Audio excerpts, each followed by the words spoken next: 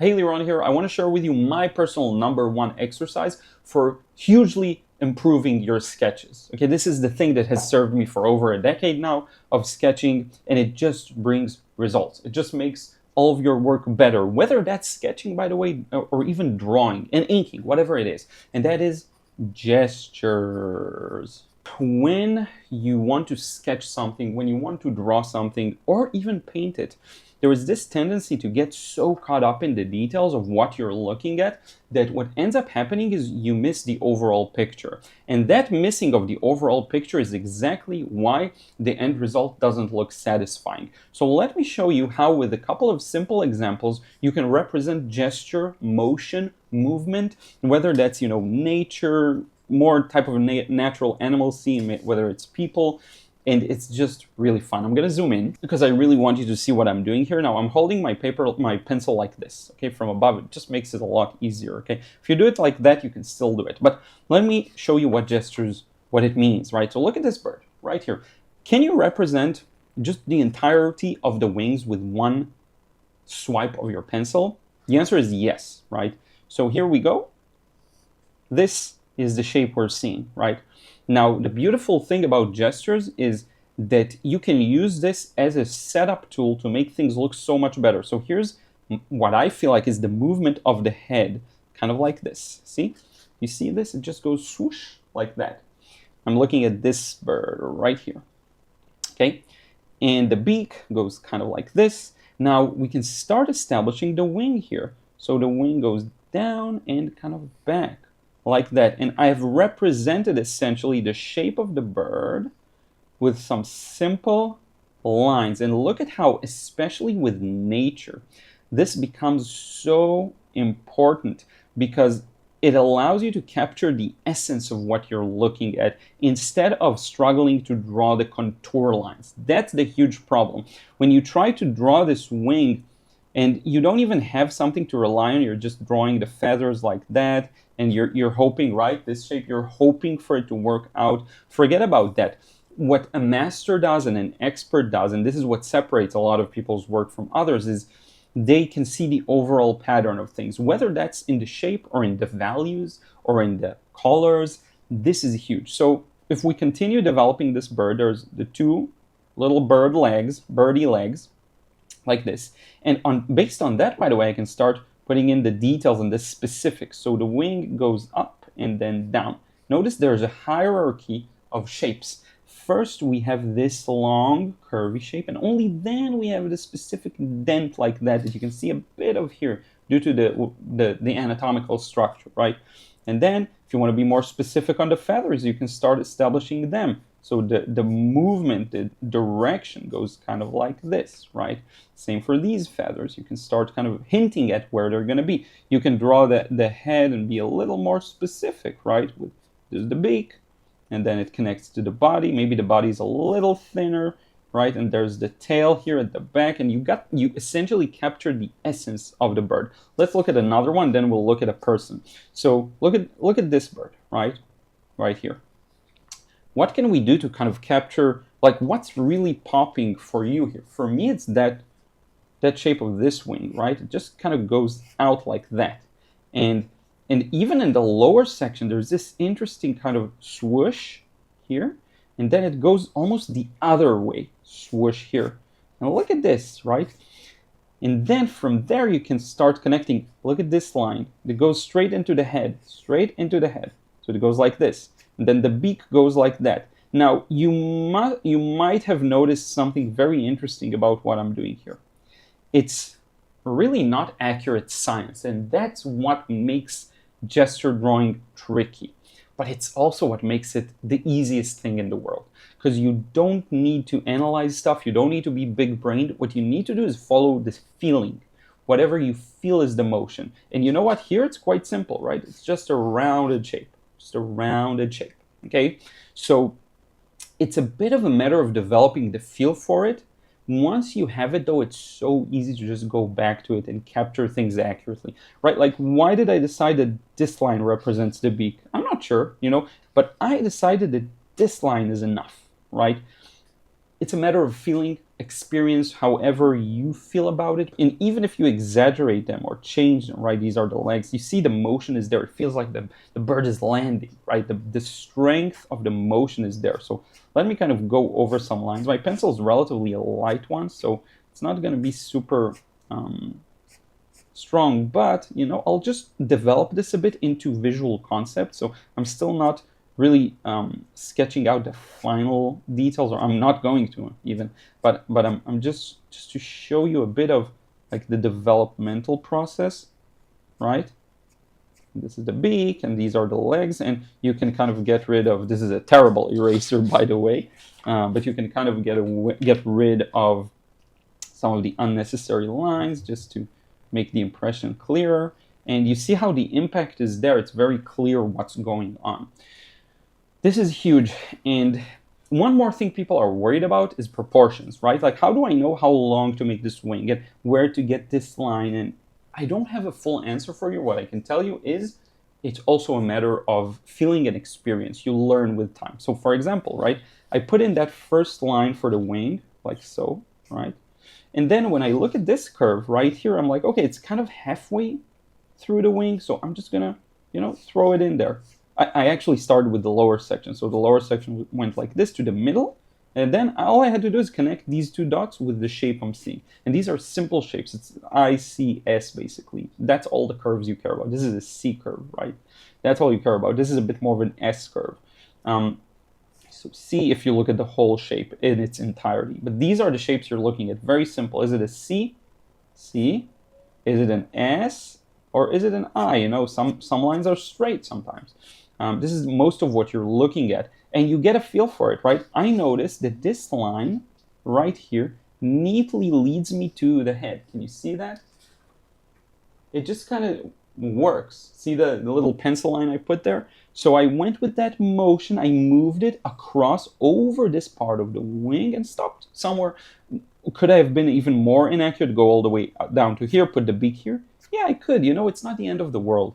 What matters is, can you feel your way through the proportions of what you're looking at, the movement of what you're looking at. The proportions can come later. Now, here's another interesting example where you can do a combination of following gestures, or honestly just kind of, it looks a little dark, but I'll fix it in post. But honestly, it's very simple. So looks a little like it could be complex. So let me show you. I'm going to follow what I'm seeing very easily. The head to me is just an oval. Okay, so we're just going to place an oval down. See how inaccurate it is? That's fine. You find the form. You find it by doing these repetitive lines. Now, check it out. Look at the asymmetry of the chin, right? There's a bit, it doesn't go like this. It's at a bit of an angle. See the angle here? So if I just place that angle down, what I can do is use it to almost figure out the neck. So one part of the neck is coming from this kind of intersection. You see this intersection of this line that I put. The other one goes higher. So to me, this asymmetry is a lot of what makes this look so good. Now we have the collar. Just goes kind of down like that. Notice it connects to this side of the neck. So I can just kind of do this. See? These are the things you notice when, I talked about proportions, how to get them accurately. That's a part of it. You have to notice the interconnections of things. A lot of people just don't look for those things. As soon as you flip that switch in your mind, you'll start looking for these proportions. Okay, and we'll find the other. Now you can use logic. Let's find the other side of the collar. It goes around the neck. Where else could it go? So it goes around, comes back on the other side and kind of connects. As simple as that. Now we have this beautiful whatever clothing it is, and it just, I believe this is in Tibet. I saw the tag on the picture. I think it's Tibet. And look at this line. Look at how it's not diagonal like this. It goes at a steeper angle. See the steeper angle? You can just place it down without too much thought. Just place down a diagonal line. Look at how that courage of just holding the pencil and putting that line, even if it's a little crooked, even if it's not perfect, just following the movement will immediately make it look better, even if it's less accurate. And that's the real magic. It's not necessarily accurate, but it is accurate in the depiction of the motion. Okay, so have that in mind. Now look at what we're left with. This beautiful red clothing item, right? All it does is meet it around this point. So we're just going to have that meeting point, see? Just around here, okay? And you know, my proportions could be off. I'm fine with that. Let's see, one head, two heads, so one head, two heads. So it should be somewhere around here. See, I was inaccurate. Let's keep the inaccuracy in. It should end here. This should go like this. Let's keep the inaccuracy in, okay? Now we're going to tuck the clothing items. See, there's this thing. This is an eye line. It's just a straight line. Nothing special about it, right? Now look at this entire sleeve.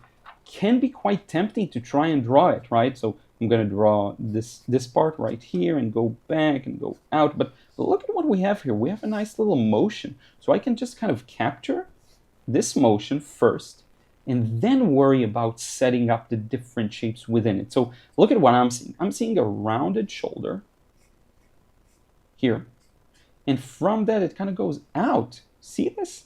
It goes out. And lower than this line is where it goes back in. Can you see this? Lower than this line. There's another line underneath it. Lower than these two, it goes back in like this. And this is just a C-curve. Once again, kind of a C-curve. Now, there is some understanding of how clothes and fabrics work. So this C-curve is meeting this line and it kind of tucks around it, right? There's actually this kind of a thing going. Oops, you can see, sorry. There's actually this kind of a thing going on, right? It goes in, it tucks into it. And even within this C shape, there's some breaks, like this goes here and then this goes there. Can you see this kind of a break? That we can later on choose to express with values, right? And this kind of a belt thing, you know, it kind of keeps everything kind of tucked together. And then here it's just kind of a straight line, see? The hair is just beautiful. Look, one line, another line. This is kind of a C, notice the C curve. And then it goes kind of like that.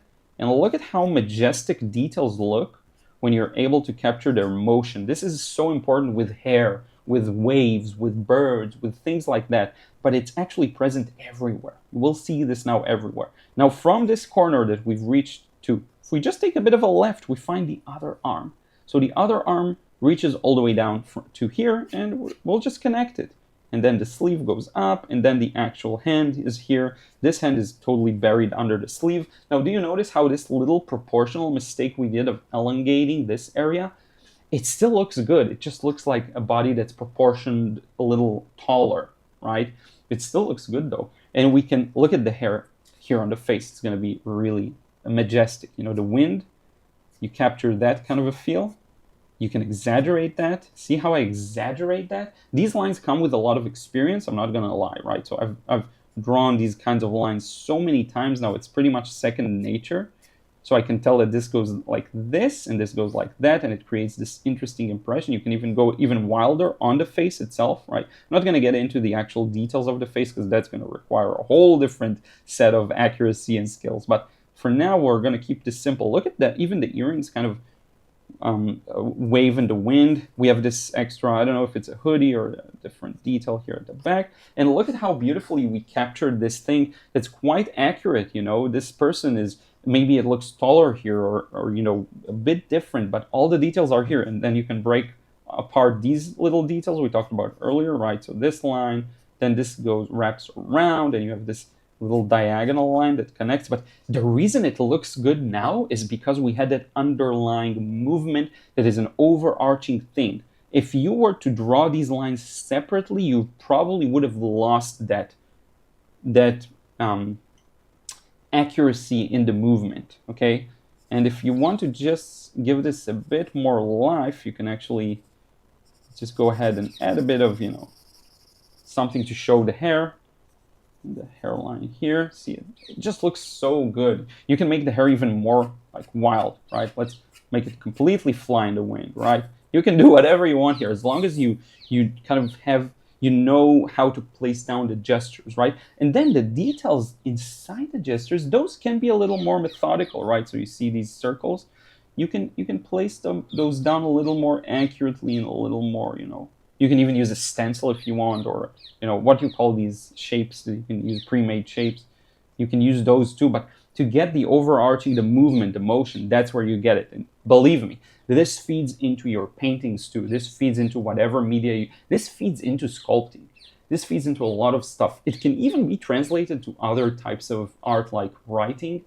Writing still has an overarching theme, right? And if the theme itself doesn't work by the end of the book, the TV series, whatever it is, if the theme, there wasn't this clear message that is coherent and congruent all throughout, just like this line is congruent all throughout it, if it's not there, it's going to be felt. People are going to be disappointed by the end of it. But when you tie it all nicely in a bow, something like The Sixth Sense, right? Something like even The Matrix, stuff like that, or things that have really strong story twists to them, like Attack on Titan does this really well. The twists are crazy, but the overarching line, so you have a twist here and you have a twist there, but it's all following that same narrative, and it all makes sense with the facts, with the feelings of the characters, with everything.